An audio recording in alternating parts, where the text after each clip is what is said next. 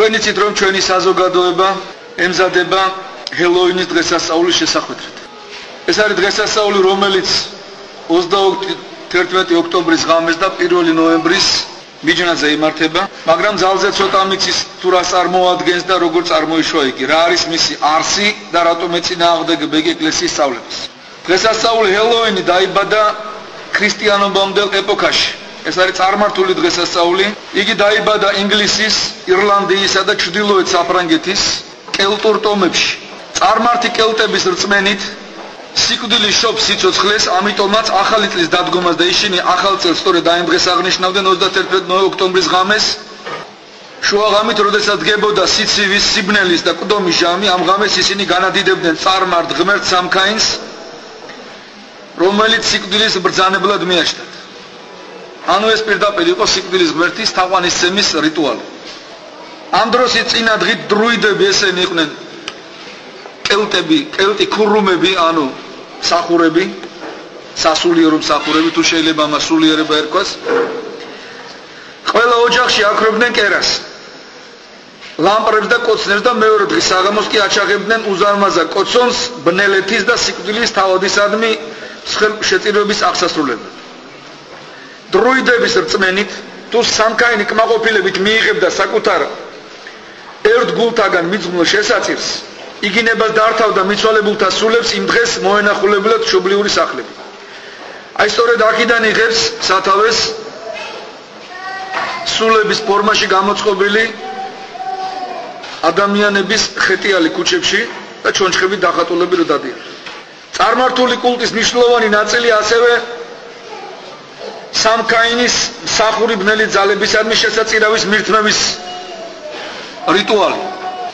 ითვლებოდა რომ ბნელეთი სიცივისა და სიკვდილის სამეფოში დამკვიდრებულთა სულები ცოცხალთა სამყაროში სტუმრობის დღეს დაუოკებელ შიმშილ გრძნობდნენ, ამიტომ კელტი წარმართები წინასწარ ამზადებდნენ საჭმელ სასმელს ღამის წყვდიაში მოხეტიალე სულებისათვის და მათ სწამდათ რომ სამქაინის რისხვა და წყევლა დაატყდება თავს ხალხს თუ ამ სულებს ზღვენით არ დააკმაყოფილებენ. ანუ თვლიდნენ რომ აი მირთმეული ზღვენით ამ სულებისადმი ისინი მათ ემსახურებოდნენ. აი ეს არის ჭეშმარიტი არსი ამ დღესასწაულის. სავსებით ცხადია რომ მართლმადიდებელი ქრისტიანისათვის დაუშვებელია მსგავს ზეიმებში მონაწილეობა, რადგან ამით იგი პირდაპირ აღიარებს კერთაყვანისმცემლობას, ღალატობს უფალ ღმერთს და ჩვენ წმინდა ეკლესიას. თქვენ იცით რომ სპირიტიზმი, ანუ სულებთან ურთიერთობა, ეს ძალიან მკაცრად ისჯებოდა ჯერ კიდევ ძველ აღთქმის ეკლესიაში. ძველი აღთქმის ეკლესია სიკვდილით სჯიდა მათ და მკაცრი სიკვდილი.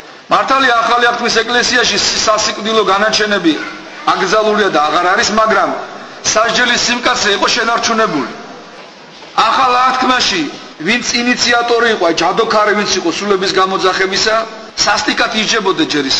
აკრძალული იყო მათი ქრისტიანულ სასაფლაოებზე დასაფლავება და ესენი პირდაპირ ეშმაკის სახურებად იცნებოდა. ახალ აღთქმაში რამოდენიმე წლიანი, მრავალწლიანი ეპიდემია ედებოდა ადამიანს, ვინც მონაწილეობას მიიღებდა სულების გამოძახებაში.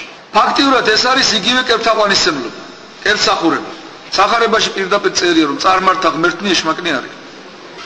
ანუ ის რაც ეშმაკმა ვერ გააკეთა ზეცაში რომ თავისთავად ღმერთად გამოაცხადა და ღვთაებრივი პატივი მოითხოვა ზეციური ანგელოზებისაგან და მან ეს ვერ მოახერხა და ღმერთმა ეს აჯანყებული ანგელოზი ზეციდან გადმოაგდო, დაცემულმა ანგელოზმა კერპების საშუალებით მოახერხა თავისთავად ღმერთად წარმოეჩინა წარმართულ სამყაროში. ამიტომაც იყო რომ წარმართული კერპებისათვის თაყვანისცემა ქრისტიანობაში მიჩნეულია ეშმაკის თაყვანისცემა და სატანის სახურება. ამიტომ აწამეს წმინდა გიორგი რომ მან კერპებს თაყვანი არსა, სხვა მიზეზი არ ქონდა მას მის წამებას. ამიტომ აწამეს წმინდა თეოდორე ტირონი, ამიტომ აწამეს წმინდა ბარბარე, წმინდა ეკატერინე და ასე შემდეგ.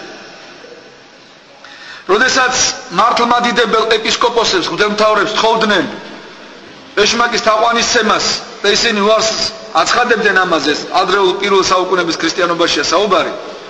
ესეთ რამეს თხოვდნენ, როდესაც სამსახურებას დაინახებ ჩუმად იყავი.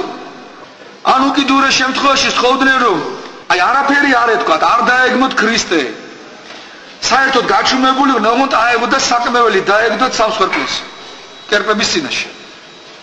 ამასაც არაკეთებდნენ წმინდა ეპისკოპოსები და ეკლესიის წმინდა მამები და ამის გამო ქრისტესთვის მოწამეობრიობი გვირგვინს იდგამდნენ. დღეს ჩვენ ამას არავინ არ გვაიძულებს სიკვდილის შიშით, უბრალოდ ჩვენი გაუთვითცნობიერებლობის გამო თანამონაწილეები ხდებით ეშმაკის სახურების. და ამითი სასიკვდილო იარებს ვაყენებთ ჩვენ სულებს.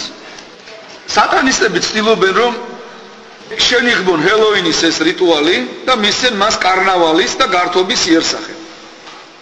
მაგრამ მე შეგახსენებთ რა მოხდა 2008 წელს თბილისში ჩატარებულ ჰელოუინის დღესასწაულზე. აქ ამ ესეთი უწყინარი კარნავალს ჩხილებში რა თქმა უნდა კარნავალზე გამომჟღავნდა მისი ნამდვილი ბუნება ჰელოუინის. ორგანიზატორებმა განიღბულად შეარჩიეს ღონისძიებების ჩასატარებლად სიონის ტაძრის სიახლოვე. ეს მოხდა ერეკლეს მოედანზე. შეურაცხყვეს და შებილწეს მართლმადიდებლური სიწმინდე სიონის ტაძარი. ტუალეტად აქციეს მისი ეზო. მავანი დაუფარავად უწოდებდნენ სიონის ტაძარს ტუალეტს. თვითონ რა ხდებოდა, ესე იგი, როდესაც მიდიოდა ჰელოუინის აღნიშვნა 2008 წელზეა ლაპარაკები, ომი ახალი დამთავრებულია, ჩვენი ძმების სისხლი და სხეული გაციებული არ არის ჯერ მიწაში. შეკრებილები არიან, ქალები არიან ნახევარ შიშერ მდგომარეობაში. ფარდები აქვს შემოფარებული. თავზე არგიათ რქები. უცხოეთ წითელი საღებავი სისხლის იმიტაცია. და როგორც ირკვევ თითოეულ მათგანს რაღაცა თანხას აძლევდნენ ორგანიზატორები. ზოგი 200 ლარს იძახდა, ზოგი 150 ლარს. ამას მნიშვნელობა აღარ აქვს. ეს ის 30 ვერცხლი იყო, რომელიც იუდამა იყო. და ყველაზე მთავარი რა იყო, ესე იგი სცენაზე, მოწყობილ სცენაზე შემოიტანეს კუბო. ამ კუბოდან ამოვიდა ბიჭი და ესეთ რამეს ამბობენ, რომ აი ესო მართლმადიდებლობა არის. ხო იძახიან, რომ მართლმადიდებლობა უძლეველიაო და მას ვერავინ ვერ მოერევაო. აი ნახეთ თუ ვერ მოვერევითო ხელს კრავენ ამ ბიჭს, ეს ბიჭი დავარდება, ზევიდან ახტებიან ეს ქალები და ჯიჯგნიან. და მიდიოდა პირდაპირ ბინძური რიტუალი, ორგია მიდიოდა ქუჩაში. აი ეს არის ამ დღესასწაულის ნამდვილი სულიერი არსი. აი ამის შემდეგ თუ ვინმე იტყვის, რომ ეს მხოლოდ უცოდველი ესე გასართობი თამაში არის, მაგიდან პირდაპირ ჩასვა, ეს არის ტყუილი.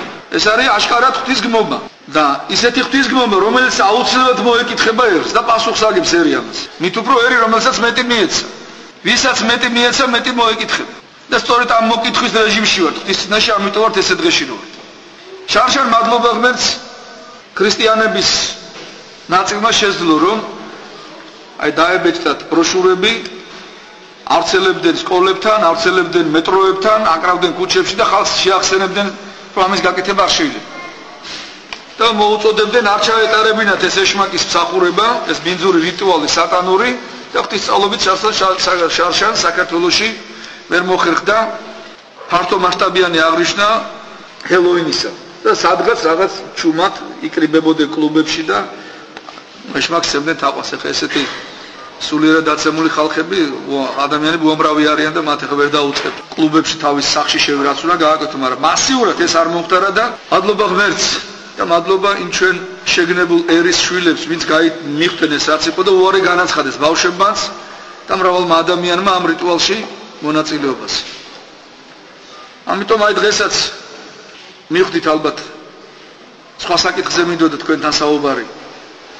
იგივე ტაოკლარჯეთზე, იგივე მეშვიდე მსოფლიო კრების სცენებაა, მაგრამ მე ვფიქრობ ამ თემის გადატანა აღარ იცდიდა, რადგან უკვე აი ამ კვირაში აპირებენ აქტიურად უახლოეს დღეებში ხდება ამის აღნიშვნა და ჩვენ ვფიქრობ უნდა მოვემზადოთ ქრისტიანულად. ჩვენი იარაღი რა არის? ეს არის ლოცვა, ბედრება, ღვთისადმი რომ ღმერთი მოგვეხმაროს ჩვენ საქმიანობაში და კულტურული ქრისტიანული ხილებით წინააღმდგომა აი ამ ბნელი რიტუალების. ადამიანი საღორეში რო შევიდეს, არაფერს რო არ შეეხოს და ცოტა ხნით გაჩერდეს, ღორის სუნი ազდის ტანსაცმელს. ადამიანი აი ჩერნობილის ატომურ ელექტროსადგური როდესაც გაჟონეს 20-30 წლის წინ იყო, იქ ვინც იდგნენ და ვერ ხედავდნენ იმ რადიაციას, მიიღეს დასხივება ამ ურანის გამოსხივებისა და გარდაიცვალეს. ადამიანი შეიძლება ვერ ხვდებოდეს რა სიბინძურესთან აქვს საქმე, თვალით არ ჩანდეს ეს, მაგრამ აი ამ რიტუალში უბრალოდ მონაწილეობას კი სასიკვდილო არის ჩვენი სულისათვის. ამიტომ მე მინდა ყველა შეგახსენოთ და მოგიწოდოთ რომ ამაში მონაწილეობა არ მიიღოთ. ეკლესია ყოველთვის დგას თავის სულიერი შვილების გადასარჩენ სადარაჯოზე. გახსოვთ ჩარშან საპატრიარქომ გააკეთა განცხადება ძალიან კაცრი აი დღესასწაულთან დაკავშირებით. არაერთი რამოდენიმეჯერ გააკეთა განცხადება რომ ამაში მონაწილეობა არის ბნელეთის სულებთან ურთიერთობა. აი ამ ტონით მიდიოდა ეს განცხადება რომ რასაც მე ახლა ის შესახებაც ახლა გესაუბრები და მე ვფიქრობ გვართებს გაფრთხილება არა მარტო ჩვენ არამედ ყველა ჩვენ ახლობელ შვილს, ნათესავს, მეგობარს, ნაცნობს უნდა უთხრათ რომ ამ რიტუალში განსაკუთრებით ბავშვებმა მონაწილეობა არ მიიღო. რადგან შეიძლება ძალიან ძვირად დაუждეთ მათ სულებს. მე აღარ უნდა დასვა კითხვები რატო აქვს ბავშვს ნერვოზი, რატო ყვირის ღამე, რატო ეშინია, რატო აგრესიული. იმიტომ რომ მას ურთიერთობა ჰქონდა ბოროტ სულებთან. ამ ბოროტმა სულებმა დატოვეს თავისი კვალი, რომელიც უშედეგოდ არ ჩაილუსქა.